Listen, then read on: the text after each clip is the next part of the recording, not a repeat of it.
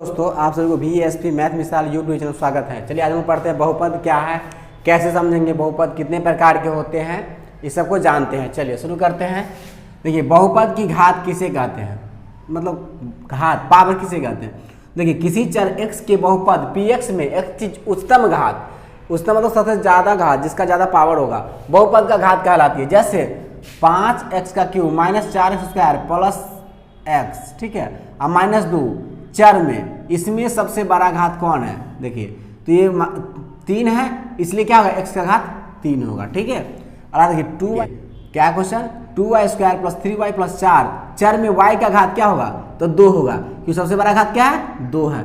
मतलब ये देखना है कि बहुपद में जो चर दिया है उसमें सबसे बड़ा कौन है, वही उसका घात कहलाएगा, वही उसका आंसर होगा। अब मान लीजिए इस क्वेश्चन में दिया x+1, तो इसमें क्या घात कौन होगा, तो भाई सब छोटा घात है या बड़ा, यही हुआ, इससे बड़ा, तो इसमें क्या हो जाएगा, घात 1 हो जाएगा इसका आंसर, ठीक है। कहीं पूछ ले 5 4y ऐसा कुछ लिया, तो बड़ा कौन है 5, तो इसमें क्या हो जाएगा 5 घात, मतलब y का घात कितना हो जाएगा 5। तो ये कभी मतलब ABCD कोई भी अक्षर पर हो सकता है, Z पर भी हो सकता है, Y पर भी हो सकता है, X पर भी हो सकता है, ठीक है, U पर भी हो सकता है, किसी पर भी। हमको ये देखना है कि जो बहुपद दिया गया है उसमें सबसे ज़्यादा पावर किसका है, उसी को बहुपद कहते हैं, सॉरी बहुपद का घात कहते हैं। मतलब बहुपद में दिया ही रहेगा, जिसका पावर ज़्यादा है वो बहुपद का घात कहलाता है, ठीक है। अगला देखिए नोट में 1/x-1 कॉमा है 1/x² प्लस 2x प्लस 3 में x का घात नहीं है, इसमें हम घात नहीं गिन सकते क्योंकि बट्टा में है, अर्थात यह बहुपद भी नहीं होगा। जो रूट x में हो, मतलब कोई भी संख्या, मतलब कोई भी ऐसा अलजेब्रा बहुपद जैसे y हो गया, ये बहुपद नहीं होगा। जो रूट के अंदर होगा वो बहुपद नहीं होगा, ठीक है। और जो बट्टा में होगा वो भी बहुपद नहीं होगा। इस बात को VVI में याद रखिएगा, ये बात को, ठीक है, क्योंकि यहाँ फंसा देते रहते हैं बच्चों लोग को एग्जाम में, ठीक है। तो बहुपद समझ में आ गया कि बहुपद जो देखिए पावर में है वो बहुपद है, लेकिन बहुपद कौन नहीं है, तो जो बट्टा में हो, ठीक है। अगर यहाँ पर मैं 1 हटा दूँ तो ये फिर हो जाएगा बहुपद, पर बट्टा 1 लगा है, 1 लगा कर नीचे लिखा गया है तो ये बहुपद नहीं है। यहाँ भी अगर 1 हटा देंगे तो बहुपद में गिनती हो जाएगा, पर यह अभी बट्टा के नीचे इसलिए बहुपद नहीं है। रूट यहाँ पर देखिए, रूट हटा देंगे तो बहुपद हो जाएगा, इसको कहा जाएगा ये बहुपद है, इसका घात भी 1 होगा, पर इसका कहेगा तो ये बहुपद नहीं है, ये ध्यान रखिएगा, ठीक है।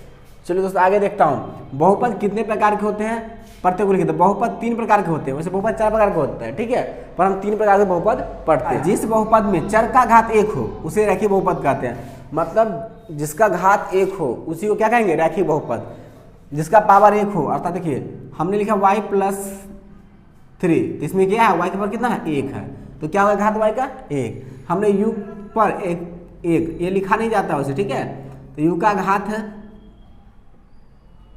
5, देखिए u घात कितना हो गया 1, तो ये रैखिक बहुपद है। जैसे देख लीजिए 2x - 3, तो यहाँ x का घात हो गया 1, और रूट 3x, यहाँ x का घात 1 है, देखिए रूट के बाहर है, ये रूट के अंदर नहीं है, ठीक है। y का घात 1, इसलिए क्या ये रैखिक बहुपद है। घात बहुपद, जिस बहुपद में चर का घात 2 हो उसे द्विघात बहुपद कहते हैं। जैसे 2x² plus 3x minus 2y5, तो यहाँ देखिए x का पावर 2 है ना, इसलिए द्विघात बहुपद है। यहाँ 4u/3, इसको u पढ़ना होगा क्या, u -4u² प्लस 5, तो यहाँ 2 घात है ना, तो द्विघात हो गया।